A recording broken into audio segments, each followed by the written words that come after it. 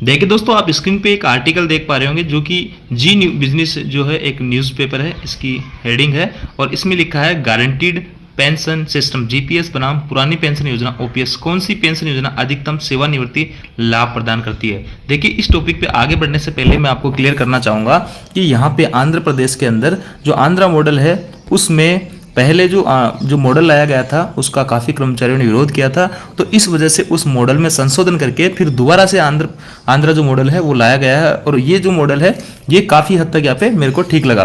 तो देखिए, पहले वाला जो मॉडल था उसमें क्या था कि आपकी जो लास्ट जो सैलरी रहेगी उसका 35 से 40% देने का प्रावधान था जो पहले मॉडल लाए थे, और उसका जो विरोध किया कर्मचारियों ने, तब जाके इस बार जो सेकंड मॉडल आया है उसमें 50% पेंशन जो है इन्होंने देने की बात कही है। पिछला वाला जो मॉडल था उसमें डीए और डीआर की जो है कोई भी बात नहीं की गई थी, बस ये कहा गया था कि एक निश्चित अमाउंट आपको जो है आपकी जो अंतिम सैलरी रहेगी उसका 35 से 40 या 50% के करीब अपन जो है उसमें देंगे, लेंथ ऑफ सर्विस के ऊपर डिपेंड करेगा।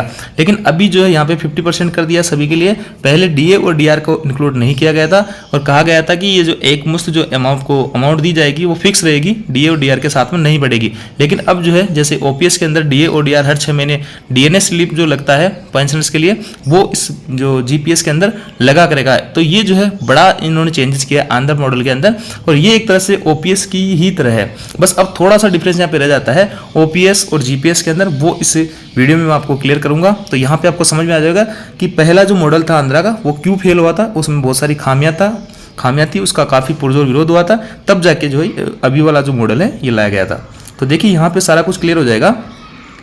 आंध्र प्रदेश विधानसभा ने बुधवार को आंध्र प्रदेश गारंटी पेंशन प्रणाली विधेयक 2023 पारित कर दिया है। गारंटी पेंशन प्रणाली के तहत सभी राज्य सरकारी कर्मचारी अपने अंतिम प्राप्त मूल वेतन के 50% के बराबर गारंटीकृत मासिक पेंशन के लिए पात्र होंगे, यानी 50% यहाँ पे फिक्स हो जाता है। अब देखिए, ये जो खबर है ये आपकी जब ये लागू हुआ था आंध्रा मॉडल तभी की है और ये थोड़ी सी पुरानी है, आपकी 29 सितंबर 2023 की, बहुत ज़्यादा पुरानी नहीं है। तो इस खबर से जो है अपना सारा कुछ यहाँ पे क्लियर होगा कि कैसे अपने को क्या रहेगा। ओपीएस की तरह सरकारी कर्मचारियों को पेंशन के लिए कोई भी अंशदान देने की आवश्यकता नहीं थी। ओपीएस के अंदर अंशदान देने की आवश्यकता नहीं थी, जैसे एनपीएस के अंदर आपको बेसिक और डीए का जो है 10% करता है। अब यहाँ पे देखिए एक चीज़ और मैं आपकी क्लियर कर देता हूँ कि आपकी जो एनपीएस है एक तरह से जीपीएस जो पेंशन है ये एनपीएस ही है, इसमें कोई भी चेंजेस नहीं किया गया है। आपका यहाँ पे जो कंट्रीब्यूशन होता था 10% आपका बेसिक और डीए का, वो कंट्रीब्यूशन आपका कंटिन्यू रहेगा, यानी उसको बंद नहीं किया जा रहा है। अगर जीपीएस भी लागू हो जाती है तो आपका ये 10% जो कटौती होती है वो होती रहेगी। तो एक तरह से एनपीएस के अंदर जो कटौती हो रही थी वही जीपीएस के अंदर होती रहेगी, बस यहाँ पे नाम चेंज कर दिया गया है। और जो पेंशन यहाँ पे एनपीएस के अंदर निश्चित नहीं थी उस पेंशन को यहाँ पे निश्चित कर दिया है और डीए और डीआर भी देने की बात की जा रही है 50% सैलरी के ऊपर।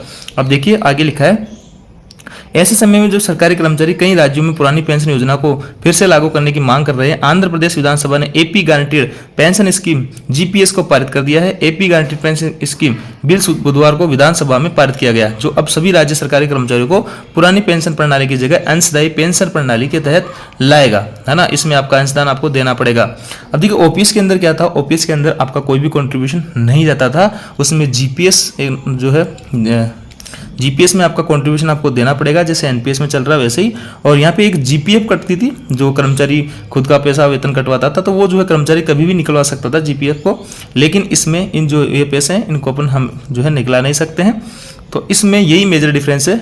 ओपीएस के अंदर आपका अंशदान नहीं देना पड़ता था, जो 10% आप अभी दे रहे हो, और इसमें जीपीएस में आपको अंशदान देना पड़ेगा। बाकी सारी कुछ चीज़ें जो है ओपीएस की तरह ही यहाँ पे सरकार करने जा रही है। अब आगे देखिए क्या लिखा है, यह निर्णय कर्मचारियों द्वारा अंशदायी पेंशन योजना की समीक्षा करने तथा ओपीएस को बहाल करने की मांग की लंबे समय से की जा रही मांग के मद्देनजर लिया गया है। इसके आगे लिखा है, आइए पुरानी पेंशन प्रणाली और गारंटेड पेंशन प्रणाली के पक्ष और विपक्ष का मूल्यांकन करें ताकि यह समझा जा सके कि दोनों में से कौन सी प्रणाली अधिकतम सेवानिवृत्ति लाभ प्रदान करती है। अब देखिए गारंटीड पेंशन योजना जो है उसकी विशेषता देख लीजिए, एनपीएस से तो काफ़ी बेहतर मेरे को ये लगी योजना। इसके अंदर कर्मचारियों को उनके अंतिम वेतन के 50% के बराबर गारंटीकृत निश्चित पेंशन प्राप्त करने का अधिकार होगा। महंगाई राहत, देखिए बड़ी इंपॉर्टेंट चीज़ है, ये क्लियर नहीं हो रही थी, यहाँ पे इन्होंने क्लियर किया है। इसमें महंगाई राहत डीआर भी शामिल है, जिसकी घोषणा वर्ष में 2 बार की जाती है। इससे पेंशन की मात्रा में वृद्धि होगी। देखिए जो कर्मचारी एम्प्लॉय कार्यरत है उनको डीए मिलता है, डीएनएस अलाउंस, और जो रिटायर्ड है उनको डीआर मिलता है, महंगाई राहत। था, डीएनएस रिलीफ। तो यहाँ पे 2 बार, साल में 2 बार जो है आपकी बढ़ेगी, जैसे ओपीएस के अंदर बढ़ रहा था वैसा का वैसा यहाँ पे जीपीएस के अंदर भी बढ़ने वाला है। अब देखिए सरकार ओपीएस लागू क्यों नहीं कर रही है। देखिए दोस्तों, यहाँ पे एक बात समझने वाली है कि आपका एनपीएस के अंदर जो पैसा लगता है 10% और 14% गवर्नमेंट केंद्रीय कर्मचारियों के लिए जमा कराती है, तो एक रिटायरमेंट तक एक बहुत बड़ी अमाउंट आपकी जमा हो जाएगी। उसमें 60% जो पैसा है आपको एक मुश्त दे दिया जाएगा ऑन रिटायरमेंट। 40% पैसा जो है आपको मार्केट में लगाना होगा, एन्युटी आपको खरीदनी पड़ेगी।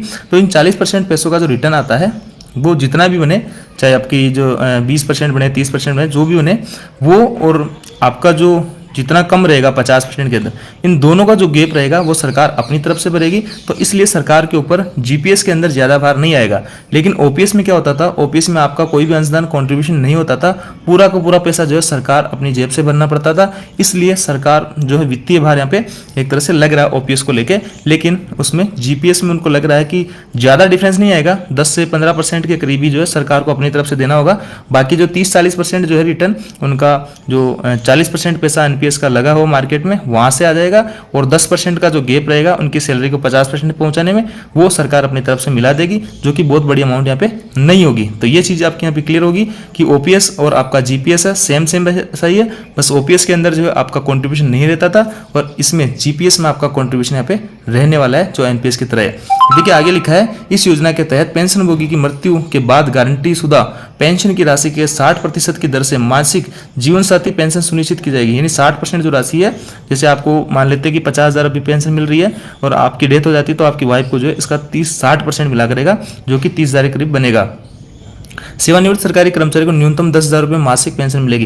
ये कह रहे हैं कि आपका जो है ऑन रिटायरमेंट कितनी भी सैलरी हो, मान लेते हैं किसी की सैलरी 15,000 रुपये, वो रिटायर, हालांकि इतनी कम होगी नहीं, ये एक फॉर एग्जाम्पल मान लेते हैं, तो उसके पेंशन जो 7,500 बनेगी। लेकिन सरकार ये कह रही है कि हम उसको कम से कम 10,000 देंगे, 7,500 नहीं देंगे, कम से कम जो है पेंशन 10,000 बनेगी। हालांकि ये क्लियर है, साफ साफ क्लियर है कि इतनी जो पेमेंट किसी की नहीं होती है आजकल, इनिशियली बहुत अच्छी खासी पेमेंट होती है, तो 10,000 से ज़्यादा पेंशन आपकी आराम से बन जाएगी।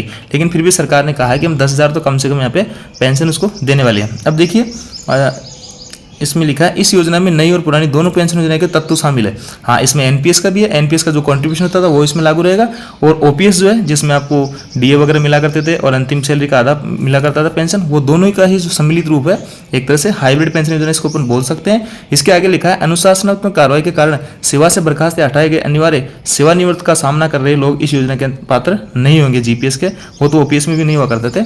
पुरानी पेंशन योजना की विशेषता है, कर्मचारी अपने अंतिम वेतन के 50% के बराबर पेंशन पाने के हकदार है, जो कि जीपीएस में भी है।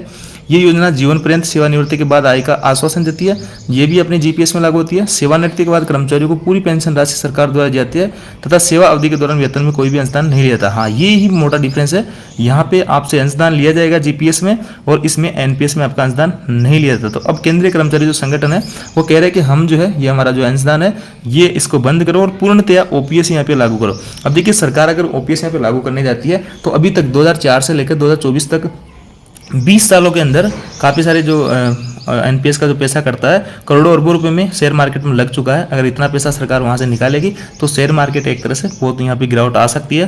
तो ऐसा ओपीएस यहाँ पे एक तरह से सरकार की तरफ से लागू करना ऐसा लग नहीं रहा है कि सरकार यहाँ पे लागू करेगी, लेकिन इसमें संशोधन करके जीपीएस जो ला रही है वो भी काफ़ी हद तक ठीक है। लेकिन फिर भी कर्मचारी संगठन मांग कर रहे हैं लगातार कि हमें जो है ओपीएस यहाँ पे चाहिए। और देखिए यहाँ पे काफ़ी नेता वगैरह जो है उनकी ओपीएस उनकी लागू है, तो सभी के लिए समान रहना चाहिए। अगर नेता सांसद वगैरह हैं, विधायक वगैरह, उनको ओपीएस मिल रही है तो कर्मचारियों को ओपीएस यहाँ पे मिलनी चाहिए।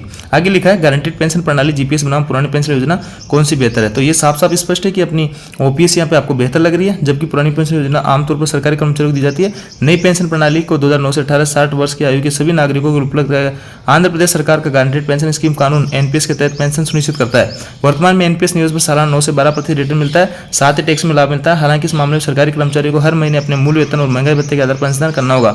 ओपीएस के तहत सरकारी कर्मचारियों को किसी भी अंशदान की आवश्यकता यहाँ पे नहीं होती थी। तो यही मेजर यहाँ पे डिफरेंस बताया है, बाकी और कोई डिफरेंस इसमें नजर नहीं आ रहा है। तो यहाँ से सारा कुछ क्लियर हो जाता है कि आपकी अगर जीपीएस में और आपकी डेथ वगैरह हो जाती है तो आपके जीवन साथी को 60% पेंशन मिलेगी, 10,000 न्यूनतम पेंशन मिला करेगी। अंशदान आपका रेगुलर जैसे एनपीएस में कट रहा है वैसे ही कटता रहेगा। बाकी डीआर का लाभ भी आपको जीपीएस के अंदर भी मिलेगा और ओपीएस के अंदर जैसे मिलता था। बस ओपीएस के अंदर आपका जो अंशदान कट रहा है, जो कॉन्ट्रीब्यूशन कट रहा है बेसिक और डी का 10%, वो नहीं कटता था और जीपीएस में कट रहा है। यही मेजर डिफरेंस यहाँ पे अभी नजर आ रहा है। बाकी सारी कुछ चीजें सेम है, एक तरह से एनपीएस से काफी बेटर ये योजना मेरे को यहाँ पे नजर आ रही थी। ये थी अपडेट दोस्तों।